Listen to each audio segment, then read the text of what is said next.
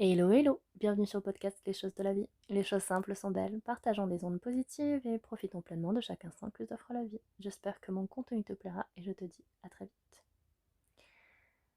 Aujourd'hui, on va parler d'une des questions les plus fascinantes de la vie amoureuse. Quelle est la différence entre tomber amoureux et rester amoureux?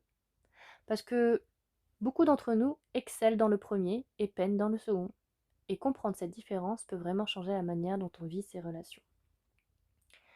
Tomber amoureux, c'est une des premières expériences les plus intenses que le cerveau humain peut vivre, et ça n'est pas un hasard, c'est littéralement une tempête chimique. Quand on tombe amoureux, le cerveau libère un cocktail de dopamine, d'ocytocine, de noradrénaline et de sérotonine.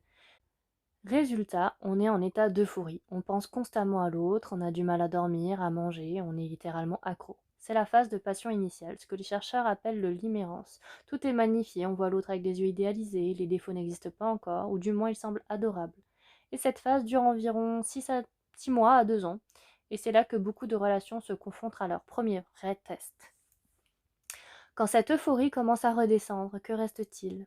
L'art de rester amoureux. C'est une toute autre aventure. C'est moins spectaculaire peut-être, mais c'est infiniment plus profond. Rester amoureux, c'est choisir l'autre chaque jour. Pas parce que t'es aveuglé par tes hormones, mais parce que tu vois qui il ou elle est vraiment, et avec ses forces et ses failles, et que tu choisis quand même. C'est cultiver la complicité, l'admiration mutuelle, la tendresse, c'est continuer à s'intéresser à l'autre, à lui poser des questions, à le découvrir même après des années, parce qu'on ne finit jamais vraiment de découvrir quelqu'un. C'est aussi maintenir une intimité, pas seulement physique, mais émotionnelle. C'est partager ses peurs, ses rêves, ses évolutions. C'est rester des partenaires dans la vraie vie, pas juste des beaux colocataires. Et c'est vraiment prendre soin de la relation comme d'une plante.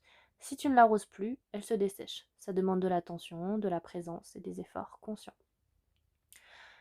Alors le passage entre les deux, c'est le vrai défi, la transition entre ces deux phases. Quand l'euphorie du début se stabilise, beaucoup de gens pensent que l'amour est mort. Mais c'est pas l'amour qui meurt, c'est la phase chimique qui se calme. Ce qui prend sa place quand on y travaille, c'est quelque chose de bien plus riche, la connivence, la sécurité, l'amour mature, un amour qui choisit au lieu de subir. Tomber amoureux, c'est magnifique, c'est un cadeau de la vie. Mais rester amoureux, c'est une œuvre commune, quotidienne, exigeante et sublime.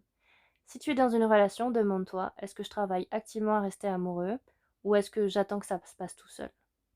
Merci de m'avoir écouté, je te dis à très bientôt pour un nouvel épisode et en attendant, prends bien soin de toi.